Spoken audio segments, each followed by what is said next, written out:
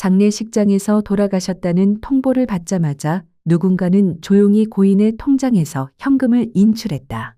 이 이야기는 단순한 실수로 시작된 것이 아닙니다. 슬픔과 당황, 그리고 당장의 병원비와 장례비 걱정이 엉켜 있는 그 순간, 누구든 이 돈은 우리 가족 것이니까 괜찮겠지라는 마음이 들 수 있습니다.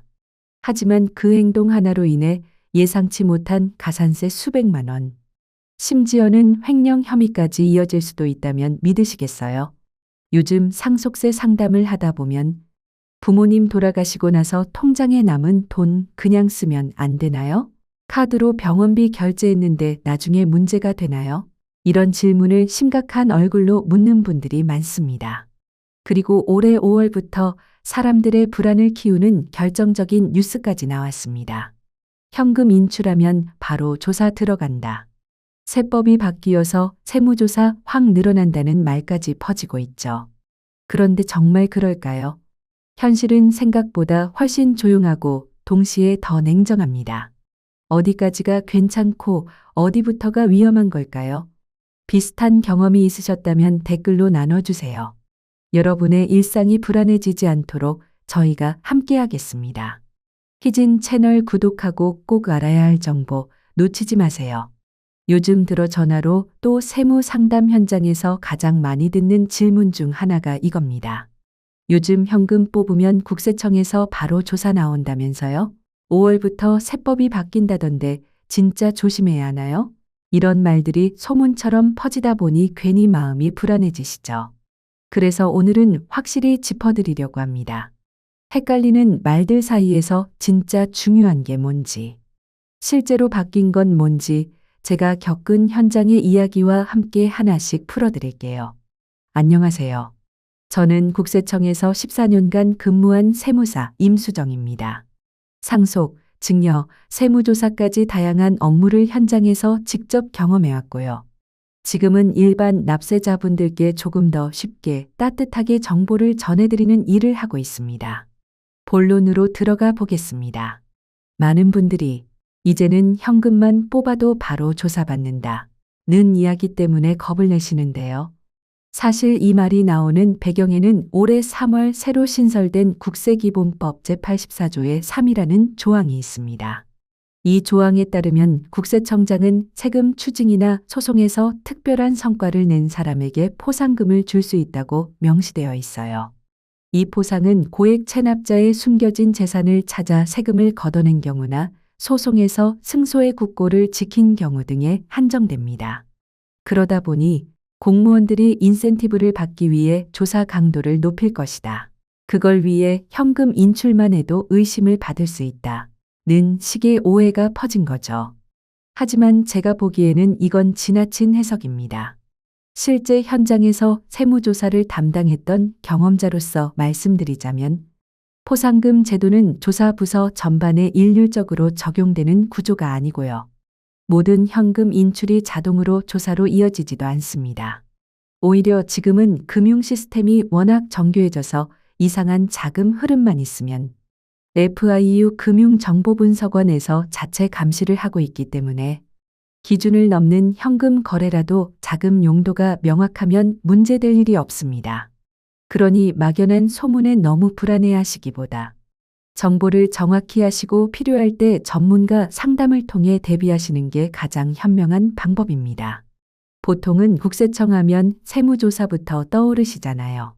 뭔가 잘못하면 바로 조사가 나오고 거기서 추징이 시작되고 그래서 공무원들도 실적을 올리기 위해 막 조사하고 세금을 걷는다는 인식이 생긴 것 같아요. 그런데 제가 국세청 조사국에서 직접 근무해봤던 사람으로서 말씀드리면 실제는 조금 다릅니다. 조사 하나당 추징세액이 얼마냐에 따라 포상금이 주어지는 구조는 아닙니다. 그래서 이번에 바뀐 포상금 제도도 조사팀 전반에 인센티브가 지급된다고 보기는 어렵고요. 주로 고액 체납자의 숨겨진 재산을 찾아내거나 소송에서 승소한 경우에 한정된 내용이에요. 며칠 전에도 오랫동안 세무 현장에서 함께 일해온 선배 세무사님과 이 주제로 깊은 얘기를 나눴는데요. 그분도 같은 생각을 하시더라고요. 즉, 현금만 뽑아도 세무조사가 들어온다. 는 이야기는 너무 앞서 나간 해석입니다. 그리고 또 한 가지 중요한 사실. 현재 금융기관이 FIU 금융정보분석원에 보고하는 현금거래 기준은 바뀌지 않았습니다. 지금도 하루에 동일 금융기관에서 1천만 원 이상 인출하거나 입금하면 그 내역이 자동 보고 대상이 되죠. 이건 1년 전부터 그대로 유지되고 있는 기준입니다. 다만 요즘은 금융기관 내부의 모니터링 시스템이 훨씬 정교해졌어요. AI 기반으로 비정상적인 자금 흐름을 감지하는 시스템이 깔려 있기 때문에 단순히 금액 기준만으로 판단되지 않고 자금의 성격이나 패턴까지도 분석됩니다. 결론적으로 현금 인출 자체가 문제는 아니지만 자금 출처나 용도가 불분명하거나 반복적인 대규모 인출이 있다면 자연스럽게 FIU의 감시망 안에 들어갈 수 있다는 점 기억하셔야 합니다. 그럼 이제 많은 분들이 실제로 궁금해하시는 상황으로 넘어가 볼게요. 예를 들어 갑자기 부모님이 돌아가셨는데 상속 준비는 전혀 안 되어 있고 장례 비용이나 병원비를 급히 마련해야 할 때 이럴 경우 부모님 통장에서 현금을 뽑아도 괜찮을까? 라는 질문 많이들 하세요. 원칙부터 말씀드리면 사망하신 이후에는 돌아가신 분 명의의 계좌에서 출금하시면 안 되고요. 카드 사용 역시 중단하셔야 합니다. 그렇지만 실무적으로는 조금 유연하게 처리되는 경우도 있어요. 상속인 전원이 출금에 동의하고 분쟁의 여지가 없다면 일정 금액을 장례비로 사용하는 것은 관행적으로 문제가 되지 않는 경우가 많습니다. 물론 그 전에 꼭 상속인 간에 서면 동의나 구두 확인을 받는 게 좋겠죠. 그리고 세금 계산 측면에서도 중요한 정보 하나 알려드릴게요. 상속세는 사망신고일이 아니라 실제 사망한 날짜를 기준으로 상속재산이 확정됩니다. 즉 부모님이 돌아가신 날 계좌에 들어있던 잔액이 상속재산으로 보고 과세가 계산되는 거예요. 그래서 돌아가신 다음 날 돈을 인출했는지 안 했는지 자체는 상속세에 직접적인 영향을 주지 않지만 법적으로는 횡령 문제로 이어질 수 있기 때문에 꼭 주의하셔야 한다는 점 다시 한번 강조드립니다. 사망신고를 마친 이후에는 상속 절차가 본격적으로 시작됩니다. 상속인들이 필요한 서류들을 모두 제출하고 피상속인 명의의 계좌에서 상속인 명의의 계좌로 자금을 이체하거나 예금을 명의 변경하게 되죠. 그런데 이 과정에서 상속인 간 협의가 원만하게 되지 않거나 필요 서류가 늦어질 경우 예금 인출까지 상당한 시간이 걸릴 수 있습니다. 실제로 저희 사무실에 상담하러 오시는 분들 중에도 한 달 넘게 돈을 못 쓰고 있다는 분들 종종 계세요. 그래서 어떤 분들은 이런 생각도 하십니다. 부모님이 위독하실 때 미리 통장에서 현금을 뽑아두면 안 될까? 사실 이 질문 이해는 갑니다. 걱정되고 급하니까요. 하지만 이렇게 미리 출금하는 행위는 굉장히 조심하셔야 합니다. 사망 전에 인출한 금액은 나중에 상속재산에서 누락될 경우 증여로 간주되거나 다른 상속인들과의 분쟁으로 이어질 수 있고 사망 직전의 대규모 인출은 세무조사의 원인이 되기도 합니다. 그럼 또 이런 질문도 많이 하시죠. 부모님 돌아가시고 병원에서 장례비를 결제할 때 자녀 카드가 아니라 아버지 카드로 결제해도 되나요? 원칙적으로는 안 됩니다. 사망하신 시점부터 고인의 금융거래는 모두 정지되는 것이 맞고 카드 사용 역시 중단되어야 합니다. 하지만 실무적으로 보면 장례비는 피상속인의 채무나 비용으로 인정되는 부분이기 때문에 돌아가신 분의 카드로 결제하셨더라도 그 내역을 따로 정리해서 장례비 공제 항목으로 신고하시면 문제가 되지 않습니다. 단 여기서 중요한 점은 그 카드 사용 내역이 사망의 이유라면 공과금 공제에는 포함되지 않고 장례비 공제로 따로 처리되어야 한다는 것입니다. 이런 부분은 신고서 작성 시 세무사와 꼭 상의하시고 사용 내역과 날짜별 영수증을 꼼꼼히 챙겨두시는 게 좋습니다. 그리고 자주 들으시는 말 중 하나. 부모님이 병원에 입원 중일 때 병원비를 자녀 카드 대신 부모님 카드로 결제하면 상속세에 유리하다 얘기 들어보신 적 있으시죠? 그 부분은 맞습니다. 돌아가시기 전에 부모님 카드로 병원비를 결제하면 그 금액은 채무로 인정되어 상속세 계산 시 공제받을 수 있어요. 하지만 사망 후에는 그 원리가 달라지니 구분해서 이해하시는 게 중요합니다. 돌아가신 후에 발생한 장례비나 지출은 일반적으로 상속세에서 공제가 되지 않습니다. 왜냐하면 상속세는 돌아가신 시점을 기준으로 상속재산을 평가하고 세금을 계산하기 때문인데요. 그렇기 때문에 사망 이후에 지출된 비용들은 원칙적으로 공제 대상이 아닙니다. 그런데 상속세를 신고할 때 꼭 기억하셔야 하는 공제 항목 3가지가 있습니다. 바로 공과금, 장례비, 채무입니다. 이 3가지는 상속재산에서 차감되는 항목이라 신고 시 잘 챙기시면 상속세를 줄이는데 큰 도움이 될 수 있는 부분이에요. 하나씩 차근차근 설명드릴게요. 첫째, 공과금입니다. 공과금은 상속 개시일 즉 돌아가신 날 현재 기준으로 피상속인이 반드시 납부해야 하는 세금이나 공공요금 등을 말합니다. 여기에는 다음과 같은 것들이 포함됩니다. 종합소득세, 부가가치세 사업 또는 임대소득이 있을 경우, 건강보험료 건보료는 매월 부과되니까 마지막 달분을 납부하게 되죠. 신용카드 대금 돌아가시기 전 사용한 금액이 결제되지 않았을 경우, 예를 들어 부모님이 5월 30일에 돌아가셨다면 1월 1일부터 5월 30일까지 발생한 소득에 대한 세금을 6월, 8월에 납부해야 하는데 이때의 세금은 상속인이 대신 납부하더라도 공과금으로 보고 상속세 신고 시 공제를 받을 수 있습니다. 카드 대금도 마찬가지입니다. 돌아가시기 전 사용하신 금액이 아직 결제되지 않았더라도 그 금액은 피상속인이 납부할 의무가 있었던 것이기 때문에 공과금 항목으로 공제 대상이 됩니다. 다만 사망 이후에 사용된 카드 금액이나 발생한 요금은 공과금 공제 대상이 아니라는 점 꼭 기억해 두세요. 예를 들어 부모님께서 5월에 사용하신 신용카드 대금이 6월에 결제된다면 그 사용 내역은 사망 전 발생한 금액이기 때문에 공과금 공제 항목으로 인정받을 수 있습니다. 기준은 언제 결제되었는가가 아니라 언제 사용하셨는가입니다. 그래서 제가 자주 드리는 말씀 중 하나가 사망일 이전에 사용한 카드 내역은 꼼꼼히 챙기셔야 한다는 거예요. 특히 요즘은 어르신들도 카드 사용이 많으시니까 이건 꼭 기억해 두시면 좋습니다. 다만 사망일 이후에 장례 비용으로 카드를 사용한 경우는 피상속인이 직접 사용한 게 아니기 때문에 공과금 공제 대상은 아니고요. 이 경우에는 장례비 공제 항목으로 따로 정리해서 신고해야 합니다. 이제 장례비 공제에 대해 설명드릴게요. 장례비 공제는 돌아가신 날부터 실제 장례가 마무리될 때까지 직접 소요된 비용을 상속세에서 공제해주는 항목입니다. 장례비는 2가지로 나뉩니다.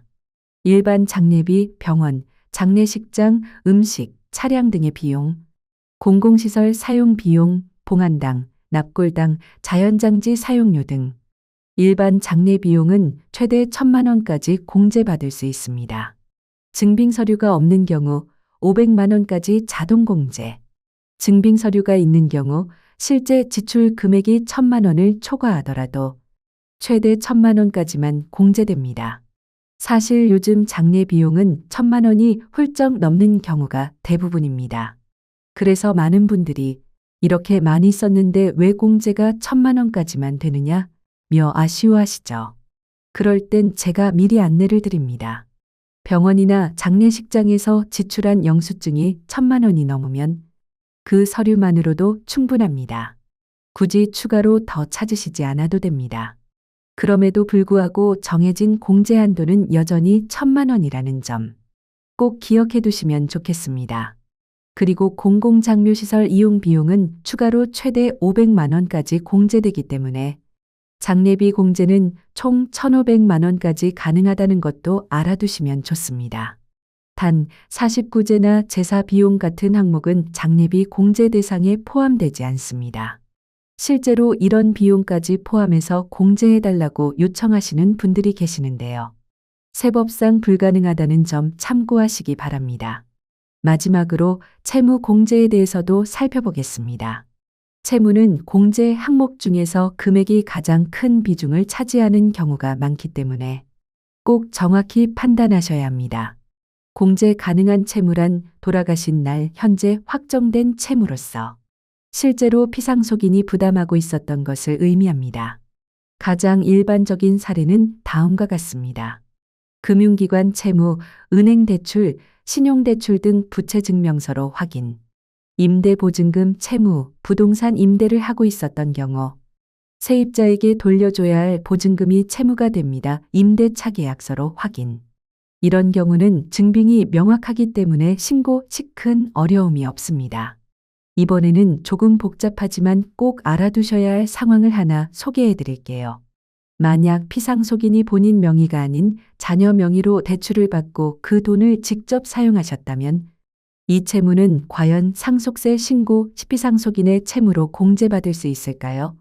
많은 분들이 돈을 부모님이 쓰셨으면 당연히 부모님 채무 아닌가요? 라고 하시는데요. 실제 세법에서는 문서상 채무자와 실질 채무자가 일치해야 공제가 쉬워집니다.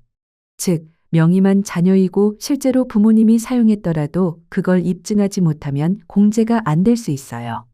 하지만 실무에서는 이런 사례도 있었습니다. 제 고객님 중 한 분은 아버지께서 자녀 이름으로 대출을 받으셨지만 대출금 전액을 본인이 사용하셨고 이자도 매달 직접 상환하셨더라고요. 그래서 저희가 전체 금융거래 내역을 받아 분석해 봤습니다. 그 결과 대출금이 아버지 명의 통장으로 이체되었고 사용처가 모두 아버지 관련 지출로 확인되었으며 이자도 아버지 계좌에서 자동 이체된 기록이 있었어요. 이렇게 객관적인 증빙 자료를 통해 실질 채무자가 피상속인이라는 사실이 명확하게 드러난 경우 상속세 신고 시 채무로 공제를 받을 수 있었습니다. 정말 다행이었죠. 만약 그냥 포기하고 자녀 명의니까 안 된다고 넘겼다면 억울하게 세금을 더 냈을 뻔했습니다. 세법은 실질과세 원칙이 있기 때문에 형식보다 실질이 우선합니다. 하지만 반대로 실질을 입증하지 못하면 인정받지 못할 수도 있어요. 그래서 제가 늘 강조하는 게 바로 이겁니다. 가능하면 거래 명의와 실질을 일치시키는 것. 즉 부모님이 쓰실 돈은 부모님 명의로 대출받으시고 자녀가 쓸 돈은 자녀 이름으로 처리하세요. 이게 나중에 억울한 일, 분쟁을 막는 가장 좋은 방법입니다. 사실 그 고객님도 처음엔 세무사 사무실에서 이건 자녀 명의라서 공제 안 된다. 괜히 신고했다가 가산세 물 수 있다. 는 얘기를 들으시고 포기하려다가 너무 억울해서 저희에게 다시 문의하신 거였어요. 그런데 그렇게 억울하다고 느끼는 건 분명 이유가 있기 때문이더라고요. 그 이유를 차분히 분석하고 서류를 하나하나 정리해보면 해결 방법이 전혀 없는 건 아닙니다. 포기하지 않고 다시 시도해보신 고객님의 용기, 그리고 자료를 끝까지 확인해 주신 저희 세무팀의 꼼꼼함이 결국 좋은 결과로 이어졌습니다. 이제 마지막으로 가족 간 채권 채무에 대한 이야기를 해볼게요. 이 부분도 앞서 말씀드린 원칙과 같습니다. 실질과세, 즉 겉모습보다 실제 내용을 기준으로 판단한다는 원칙이 그대로 적용됩니다. 예를 들어 자녀인 내가 돌아가신 아버지께 실제로 현금을 빌려드렸고 그 돈을 아버지께서 병원비나 간병비, 생활비로 사용하셨다면 이건 피상속인의 채무로 인정받을 수 있습니다. 다만 이 역시도 조건이 있습니다. 돈을 송금한 내역이 명확해야 하고 아버지 명의의 계좌로 입금되었으며 실제 사용처가 병원비나 간병비로 확인되어야 합니다. 또한 가능하다면 차용증 등 서면으로 남긴 기록이 있다면 더 확실하게 인정받을 수 있어요. 요즘은 고령의 부모님들이 부동산은 갖고 계시지만 현금 유동성이 부족하신 경우가 많잖아요. 소득이 없다 보니 금융기관 대출도 쉽지 않고요. 그래서 자녀에게 돈을 빌려서 생활하시는 분들도 많습니다. 이런 경우 세무조사나 상속세 신고 시점에서 억울한 상황이 생기지 않도록 사전에 명확한 기록을 남기시는 걸 꼭 권해드립니다. 그럼 이번엔 반대의 경우도 한번 보겠습니다. 자녀인 내가 아버지께 돈을 빌린 경우에는 어떻게 될까요? 예를 들어 아버지께 2억 원을 빌려서 매월 원금을 상환하고 있었는데 아직 1억 5천만 원이 남은 상태에서 아버지가 돌아가셨다면 이건 아버지의 채권으로서 상속재산에 포함됩니다. 즉, 1억 5천만 원이 아버지가 가진 권리 채권로 간주되니까 상속세 신고 시 상속재산으로 신고해야 합니다. 그런데요, 만약 차용증은 작성했지만 실제 이자나 원금 상환이 전혀 없었다면 이건 세무서 입장에서는 사전 증여로 판단될 가능성이 높습니다. 물론 채권이든 사전 증여든 결국 과세 대상이 되는 건 동일합니다. 하지만 큰 차이는 사전 증여로 판단되면 증여세를 따로 내야 하고 게다가 신고 기한을 놓쳤다면 가산세까지 부과되기 때문에 총 세금 부담이 훨씬 커질 수 있다는 점입니다. 요즘은 가족 간 금전 거래도 다 세심하게 들여다보는 시대입니다. 세무 당국에서도 자금 출처나 흐름을 꼼꼼히 확인하고 있기 때문에 가족끼리 돈을 주고받더라도 형식과 실질을 모두 챙겨야 합니다. 이렇게 오늘은 상속세 계산 시 공제되는 공과금, 장례비, 채무 세 가지 항목과 특히 실무에서 자주 놓치시는 가족 간 금전 거래 관련 이슈까지 자세히 안내드렸습니다. 특히 채무나 채권으로 처리할 수 있는지 여부는 서류 하나, 계좌 입금 내역 하나가 결정적인 역할을 하기도 하니까요. 꼭 전문가와 상의하시고 기록을 남기시는 습관을 들이시길 추천드립니다. 오늘 마지막으로 꼭 짚고 넘어가야 할 중요한 부분이 하나 더 있습니다. 바로 6월 1일을 기준으로 한 재산세 종부세 과세 방식의 차이인데요. 이 부분은 실무에서 정말 자주 놓치시는 부분이라 꼭 알려드리고 싶습니다. 먼저 알고 계셔야 할 건 재산세와 종합부동산세의 과세 기준일은 매년 6월 1일이라는 점입니다. 그렇기 때문에 상속 개시일, 즉 부모님께서 돌아가신 날이 6월 1일 이전인지 이후인지에 따라 과세 방식이 달라집니다. 만약 돌아가신 날이 6월 1일 이전이라면 그때까지 상속등기명의 변경가 완료되지 않았다면 민법상 주된 상속인이 상속 재산 전부를 소유한 것으로 간주되어 해당 재산 전체에 대해 재산세 및 종부세가 부과됩니다. 주된 상속인은 상속 지분이 가장 높은 사람이며 지분이 같을 경우에는 연장자가 해당됩니다.